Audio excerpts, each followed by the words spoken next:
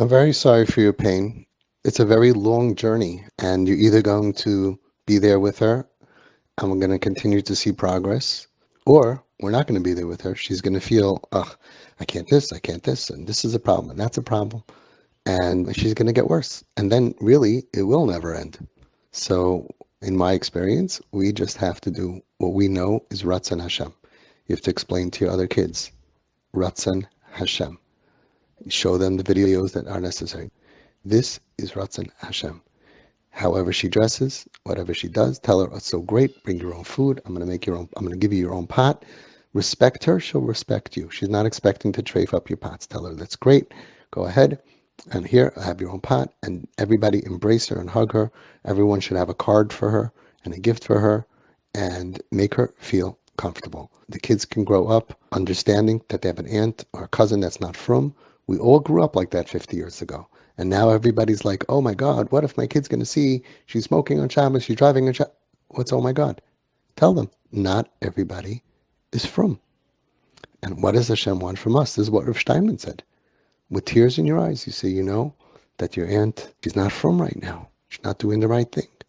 But what does Hashem want from us? Not to judge her, to hug her, to make her feel more safe and warm and comfortable by us than anywhere else in the world. That's what Rav Steinman said. We need to be frummer than Rav Steinman. I asked Rav Gershon Edelstein, what about the other kids? He said, buy them gifts also. This whole idea of it's a bad hashpah on the other kids is made up. And therefore we lose a lot of kids. I had aunts and uncles that were not from. They drove over. My parents raised me that we don't do that. We're not blind. Kids are not blind today. They know that there's people not from. They have to know what Ratzon Hashem is. And I feel that if you do Ratzon Hashem, first of all, you know you're doing everything you can for you're doing everything you can for yourself. And when it's hard, so first of all, a lot of times we make it harder on ourselves. Because if she was sick, it would be 10 times harder. But nurses are coming and things are beeping, and the nurses bring food and they trafe up the kitchen. But it's hard, but we don't have a choice because we have a sick kid. So a lot of times we make it harder on ourselves because we think that there's a choice. And we think like, what do I need this for? It's never going to end. It's never going to end. First of all, who are we to say if it's going to end? And second of all, if she gets worse, it's more sin that we caused. There's no rechuk. There's no rejection. There's acceptance and love and kavod, respect and yedidus and friendship. And that's it. Make believe she's a guy from across the street and you just love her and expect, don't know, whatever you want. That's draw her in. And yeah, sometimes you'll have an issue, but there is no rejection. And is it tiring? First of all, it could be a lot less tiring if we accept that this is our lot and we're doing Ratzon Hashem.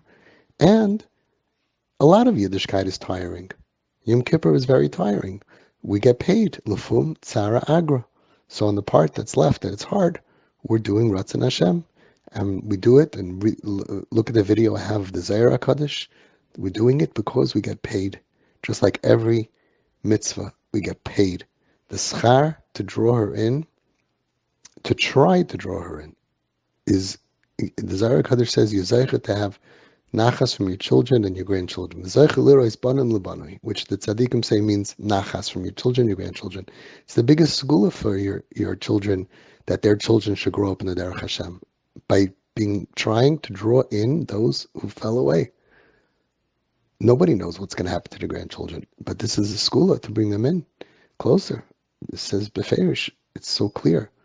You try to run after the sinner. You try to bring them in according to the tzaddikim. How could you lose?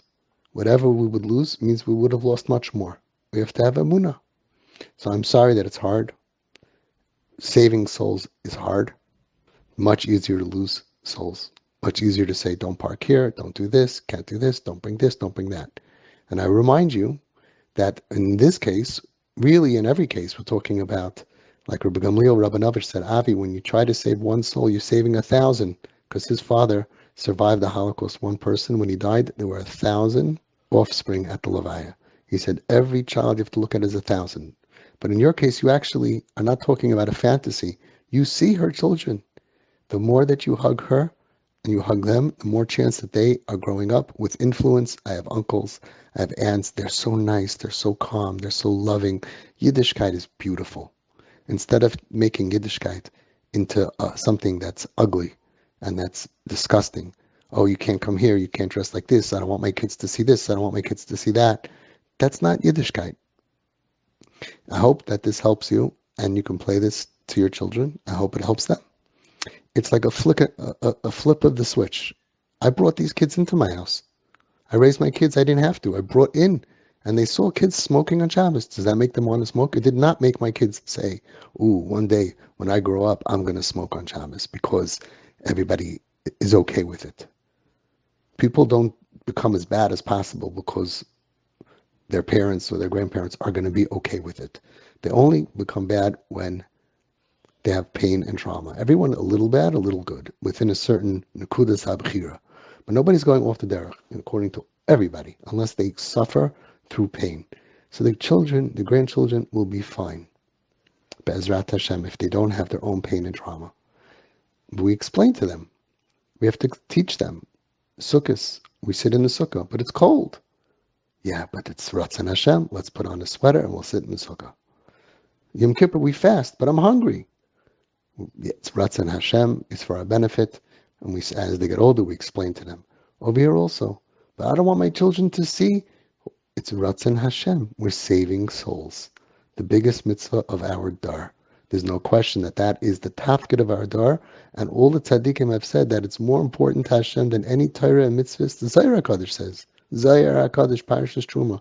What can your children do for Hashem more than helping their sister or sister-in-law? Nothing. No Torah, no mitzvahs are going to get the schar that they get for trying to be makarev their sister or sister-in-law. I hope this is helpful. This is Avi Fishoff from Twisted Parenting. To be added to my broadcast, please send a WhatsApp request to 718-902-6666.